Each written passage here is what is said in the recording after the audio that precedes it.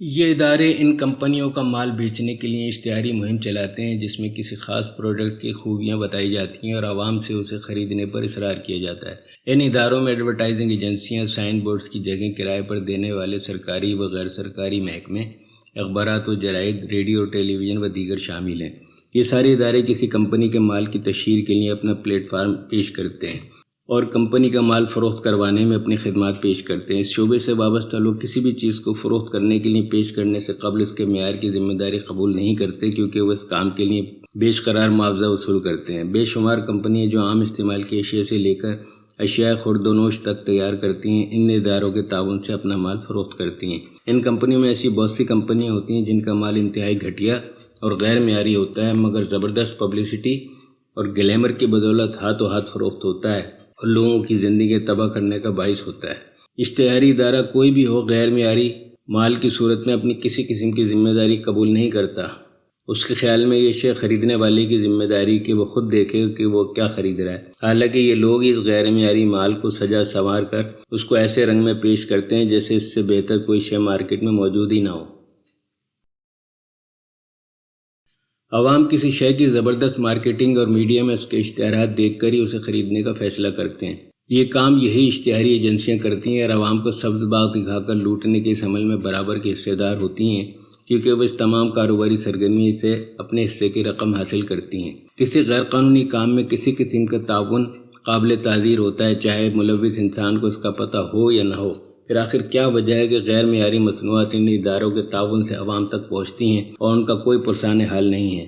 بے شمار جعلی کمپنیاں ان اداروں کے تعاون سے جعلی پلاٹ اور ملاوٹی اشیاء سے لے کر غیر معیاری ادویات تک فروخت کرتی نظر آتی ہیں، مگر یہ ادارے جو اس عمل میں ان کے شانہ بشانہ ہوتے ہیں اس کی کوئی ذمہ داری قبول کرنے کو تیار نہیں ہوتے، حالانکہ اس سارے عمل کے دوران ان کے تعاون کے بغیر یہ کام نہیں ہو سکتا۔ صنعتی ادارے ان اشتہاری ایجنسیوں کی بدولت اپنا خراب مال بھی آسانی سے فروخت کرنے میں کامیاب ہو جاتے ہیں اور خوف کی سوداگری سے اپنا حصہ وصول کرتے ہیں۔ یہ اشتہاری ایجنسیاں مال فروخت کرنے کے لیے کسی بھی قسم کی اخلاقی یا سماجی حد کا خیال نہیں کرتی اور مال فروخت کرنے اور مال بنانے کے لیے ہر حربہ استعمال کیا جاتا ہے۔ یہ لوگ خواتین اور بچوں کو اپنا خاص ٹارگٹ بناتے ہیں، ان کو اپنے اشتہارات میں استعمال کر کے کوئی خاص آئٹم خریدنے کے لیے اس طرح راغب کیا جاتا ہے کہ درمیانہ درجے کے مڈل کلاس گھرانوں میں سماجی مسائل جنم لینے لگتے ہیں۔ یہ لوگ بچوں کو موبائل فون خریدنے کی جانب راغب کرنے کے لیے اسکولوں اور بچوں کے دیگر اجتماعات کو استعمال کرتے ہیں، ان میں طبقاتی تفریق کو بڑھاتے اور کم آمدنی والے لوگوں کے بچوں میں احساس کمتری پیدا کرنے کا باعث بنتے ہیں، جو نہ صرف سماجی مسائل میں اضافے کا باعث ہے بلکہ اس سے جرائم میں بھی اضافہ ہوتا ہے۔ اشتہاری مہمات میں لوگوں کو جس طرح لگژری اشیاء خریدنے کی جانب راغب کیا جاتا ہے، اس سے مڈل کلاس سوسائٹی پر شدید منفی اثرات مرتب ہوتے ہیں اور لوگ سوسائٹی میں اپنے معیار زندگی اونچا رکھنے کے لیے ان اشیاء کو خریدنے پر مجبور ہو جاتے ہیں جن کے بغیر ان کا گزارا آسانی سے ہو سکتا ہے۔ مثلاً مہنگا فرنیچر، گاڑیاں اور ملبوسات بنانے والے ادارے اپنی اشتہاری مہم کے ذریعے اپنے برانڈز کو اسٹیٹس سمبل کے روپ میں پیش کرتے ہیں۔ مثلاً موبائل فون کا نیا ماڈل، اسکوٹروں اور کاروں سے لے کر بسکٹ اور کھانے پینے کی دیگر اشیاء جنہیں اعلیٰ سوسائٹی کی شان کے طور پر متعارف کرایا جاتا ہے، حتیٰ کہ روزمرہ کے عام معمولات کو بھی یہ لوگ اپنے برانڈ سے منسوب کر کے عام لوگوں کے رہن سہن میں تفریق کا باعث بنتے ہیں۔ مثلاً ٹوتھ پیسٹ اور چائے کے اشتہارات۔ بظاہر ایڈورٹائزنگ ایک بے ضرر سی چیز معلوم ہوتی ہے، مگر خوف کے سوداگر اسی کے ذریعے لوگوں کے بیڈ رومز میں داخل ہو کر عوام کو اونچے نچلے طبقے میں بانٹتے ہیں اور ان کے اندر نئی سے نئی چیز خریدنے کی طمع اور لالچ پیدا کرتے ہیں، اور جو لوگ ان اشیاء کے لیے مقررہ قیمت ادا نہیں کر سکتے ان کو بھی اپنے دام میں لانے کے لیے یہ سرمایہ دارانہ نظام کے محافظ اور خوف کے سوداگروں نے قسطوں کا انتظام کیا ہوا ہوتا ہے، جس سے بچنا ہر کس و ناکس کے بس کی بات نہیں۔ سرمایہ دارانہ نظام کے ان خوف کے سوداگروں نے اشتہاری ایجنسیوں کے بلبوتے پر پوری دنیا کو اپنی مٹھی میں بند کر لیا ہے۔ دنیا کا شاید ہی کوئی گھر ہو جو ان کی دستبرد سے محفوظ ہو۔ خوف کے یہ سوداگر اسی اشتہار بازی کی طاقت سے بڑی بڑی ملٹی نیشنل کمپنیوں اور بڑے بڑے صنعتی اداروں کو عوام کا استحصال کرنے میں اپنا حصہ ڈالتے ہیں۔ نظام انصاف اور اس سے متعلقہ اداروں سے تعلق رکھنے والے لوگ ہر زمانے اور ہر معاشرے میں عزت و تکریم کی نگاہ سے دیکھے جاتے ہیں، لیکن عدلیہ سے تعلق رکھنے والے لوگ یہ خوف کی سوداگری شروع کر دیں تو عوام کہاں جائیں گے؟ خوف کے ان سوداگروں میں وکیل، جج، عدالتی اہلکار، پولیس اور امن و امان قائم رکھنے والی ایجنسیاں اور ان کے اہلکار شامل ہوتے ہیں۔ وکیل معاشرے کا ایک بہت ہی فعال اور متحرک کردار ہوتا ہے۔ وکیل کی روٹی روزی کا تعلق ان مقدمات سے ہوتا ہے جو عوام ان کے پاس لے کر آتے ہیں۔ تنازعات اور جرائم بڑھنے سے معاشرے کے ہر فرد کو نقصان ہو سکتا ہے، مگر کچھ شعبے ایسے ہیں جنہیں ایسے ماحول سے ہی توانائی ملتی ہے اور ان کی نشو و نما ہوتی ہے، مثلاً شعبہ پولیس، شعبہ عدلیہ اور اس سے متعلقہ ادارے اور افراد وغیرہ۔ دو افراد یا گروہوں میں اگر کسی بات پر تنازع ہو جائے، کوئی کسی جرم کا شکار ہو جائے یا کسی سے کوئی جرم سرزد ہو جائے تو اس کا فیصلہ عدالت میں ہوتا ہے، لیکن اس سے قبل انہیں قانونی مشورے کے لیے ایک وکیل کی ضرورت بھی پڑتی ہے۔ ہر مقدمے کے دو یا دو سے زیادہ فریق ہوتے ہیں اور ہر فریق کو عدالت میں اپنی بات کہنے کے لیے وکیل کی ضرورت ہوتی ہے۔ بنیادی طور پر وکیل کا کام لوگوں کو قانونی مشورہ دینا اور عدالتی معاملات میں مدد فراہم کرنا ہے تاکہ وہ عدالت میں اپنا موقف صحیح طریقے سے پیش کر سکے، یعنی وکیل کی روزی روٹی کا تعلق تنازعات اور جرائم سے جڑا ہوا ہے۔ اب معاشرے میں جتنی بدامنی ہوگی، جرائم و تنازعات کی اتنی ہی کثرت ہوگی اور وکلا حضرات کا کاروبار بھی اسی حساب سے ترقی کرے گا۔ ایک وکیل کو اس بات سے کوئی دلچسپی نہیں ہوتی کہ اس کے پاس جس شخص کا کیس آیا ہے آیا وہ مجرم ہے یا خود اس پر کوئی کہانی بیت گئی ہے۔ وکیل صرف یہ دیکھتا ہے کہ اسے اس کیس میں فیس کتنی ملنی ہے اور کتنے عرصے تک اس کیس کو چلایا جا سکتا ہے۔ یہ کیس عدالت میں جتنا عرصہ چلتا ہے وکیل کی بھی چاندی ہوتی رہتی ہے۔ وکیل صاحب کے پاس اگر کوئی مجرم آتا ہے تو وہ کوشش کرتے ہیں کہ اسے بے گناہ اور معصوم ثابت کر دیں اور اس کے شر سے جو لوگ متاثر ہوئے ہیں ان کو یا تو جھوٹا اور خطا کار ثابت کر دیں یا الٹا انہی کو مجرم بنا دیں۔ یہ وکیل حضرات جانتے بوجھتے ہوئے بھی مجرموں کو عدالت سے بری کرانے کے لیے ایڑی چوٹی کا زور لگوا دیتے ہیں، یعنی کوشش کرتے ہیں کہ مجرم کو بے گناہ ثابت کر دیں۔ اس سلسلے میں یہ لوگ ایسے دلائل دیتے ہیں جن کا اصل کیس سے دور کا بھی واسطہ نہیں ہوتا۔ انہیں اس بات سے بھی کوئی دلچسپی نہیں ہوتی کہ ان کے موکل نے معاشرے کو کیا نقصان پہنچایا ہے۔ انہیں صرف اس بات سے دلچسپی ہوتی ہے کہ موکل سے انہیں کتنی رقم بطور فیس حاصل ہوگی، یعنی وکیل کی نظر میں گناہ گار اور بے گناہ دونوں برابر ہیں اور کوئی بھی اچھی فیس دے کر کسی بھی وکیل کو خرید سکتا ہے۔ تو اخلاقی طور پر ایسے پسماندہ معاشرے میں امن کیسے آ سکتا ہے؟ کون سا وکیل ہوگا جو یہ چاہے گا کہ معاشرے میں امن ہو جائے؟ وکیل کے پاس کیس آتا ہی اس وقت ہے جب معاشرے میں کوئی شخص لٹتا ہے، کسی کی عزت خراب ہوتی ہے، کوئی چوری ڈکیتی ہوتی ہے، کوئی گھریلو جھگڑا ہوتا ہے، کوئی اپنی جان سے جاتا ہے یا کسی مسجد پر تنازع اٹھتا ہے یا کوئی صنعتی یا زرعی مناقشہ اپنا رنگ دکھاتا ہے۔ اگر یہ سب نہ ہو تو وکیل کا کام کیسے چلے گا؟ اب وہ کون سا وکیل ہوگا جو معاشرے میں امن و شانتی کا خواہش مند ہوگا؟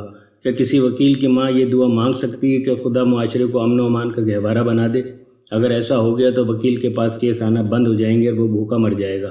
لہٰذا وکیل کی روزی روٹی کے لیے ضروری ہے کہ معاشرے میں جرائم ہوتے رہیں، معاشرے کا امن و امان تباہ ہوتا رہے، لوگ ایک دوسرے کا حق مارتے رہیں، تاجر ملاوٹ کرتے رہیں، جعلی دوائیں بنتی اور بکتی رہیں، جھوٹ اور مکر و فریب چلتا رہے، کیونکہ اسی طرح کے حالات میں کیس بنتے ہیں، وکیل کیے جاتے ہیں، عدالتوں کا کاروبار چلتا ہے۔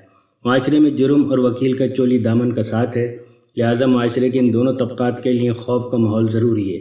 یہ دونوں طبقے ایک دوسرے کو سپورٹ کرتے ہیں۔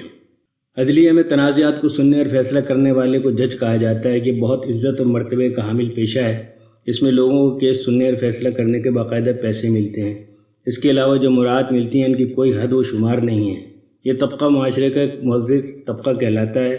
یہ جج صاحبان اپنی عدالت میں پیش ہونے والے کسی فرد سے ذاتی طور پر واقف نہیں ہوتے، بلکہ فریقین کے وکلا کی جانب سے پیش کیے جانے والے حالات و واقعات سے اپنے ذہن میں فریقین کے کردار کی ایک خیالی شکل بناتے ہیں اور اسی انداز میں ان سے سلوک کرتے ہیں۔ ان جج صاحبان کو اس بات کی کوئی فکر نہیں ہوتی کہ ان کی عدالت میں آنے والا شخص کس حال میں ہے، اس کے اہل خانہ کس حال میں ہیں۔ یہ لوگ کیس کی طوالت کی ذرا بھی پرواہ نہیں کرتے۔ ان کی دلچسپی صرف اس بات سے ہوتی ہے کہ عدالت کا وقت پورا ہو جائے اور وہ اپنے گھر جائیں، مگر ان کی تنخواہ بر وقت ان کے اکاؤنٹ میں جمع ہو جائے، چاہے وہ کسی کیس کا فیصلہ وقت پر کریں یا نہ کریں۔ انتہائی معمولی کیسز جن کا فیصلہ کرنے میں محض چند گھنٹے درکار ہوتے ہیں، ان عدالتوں میں برس برس چلتے رہتے ہیں اور تاریخ پر تاریخ پڑتی رہتی ہے۔ کسی جج کو اتنی توفیق نہیں ہوتی کہ وہ ان کیسز کو وقت پر نمٹا دے تاکہ خلق خدا کو بر وقت انصاف میسر آ سکے۔ مثلاً کسی کے گھر پر اگر کرایہ دار قبضہ کر لے تو یہ کیس نسل در نسل چلتا رہتا ہے۔ جج کو معلوم ہوتا ہے کہ مالک مکان حق پر ہے اور اسے گھر کا قبضہ دلانا عین انصاف ہے، مگر وہ ایسا نہیں کرتا۔ جج یہ فیصلہ صرف ایک ہی سماعت میں 1 گھنٹے کے اندر کر سکتا ہے۔ جج چاہے تو جس گھر پر جھگڑا ہے وہاں جا کر چند ایک پڑوسیوں سے بات چیت کر کے نہایت ہی آسانی سے وہیں کھڑے کھڑے اپنا فیصلہ سنا سکتا ہے اور مجرم کو ہتھکڑیاں لگا سکتا ہے، اس پر جرمانہ کر سکتا ہے اور ایسی ہی دوسری سزائیں بھی دے سکتا ہے۔ مگر وہ ایسا نہیں کرتا، بلکہ تاریخ پر تاریخ دیتا ہے یا دلواتا ہے۔ عموماً یہ عمل کئی سال جاری رہتا ہے۔ جج بدلتے رہتے ہیں، وکیل تبدیل ہو جاتے ہیں، کبھی سائل مر جاتا ہے، کبھی جج ریٹائر ہو جاتا ہے، کبھی حقدار کے پاس وکیل کو دینے کے لیے یا عدالت کی فیس بھرنے کے لیے پیسے ختم ہو جاتے ہیں، مگر تنازع برقرار رہتا ہے یا رکھا جاتا ہے اور نظام انصاف اپنی بہار دکھاتا رہتا ہے، اور جج صاحب مظلوم پر مسلسل ظلم کرتے رہنے کے باوجود معزز جج کے منصب پر فائز رہتے ہیں۔ پھر اگر فیصلہ مالک مکان کے حق میں ہو بھی جاتا ہے تو بھی اس پر عمل کروانے سے معزز جج صاحب خود کو دور رکھتے ہیں۔ عدالت کا جج مظلوم کو اپنے فیصلے پر عمل کروانے کے لیے آزاد چھوڑ دیتا ہے، یہ سوچے بغیر کہ اگر وہ مظلوم خود ہی اپنا مکان آزاد کرانے کی طاقت رکھتا تو آپ کی عدالت میں آتا ہی کیوں؟ برسوں تک اس نظام نے اسے جس طرح نچوڑا ہوتا ہے، اس کی سنوائی کہیں نہیں ہوتی۔ اس کا وقت، اس کی عمر جو اس کیس میں پیشیاں بھگتتے بیت گئی، اس کا مالی نقصان، اس کی نوکری، اس کا کاروبار، ان سب کی جج کی نظر میں کوئی اہمیت نہیں ہوتی، کیونکہ اس میں اس کا کوئی ذاتی مفاد وابستہ نہیں ہوتا۔ جج صاحب کو اس سے کوئی دلچسپی نہیں ہوتی کہ وکیل کیس کو طول کیوں دے رہا ہے، اس طوالت سے مجرموں کا کیا فائدہ اور مظلوموں کو کیا نقصان پہنچ رہا ہے۔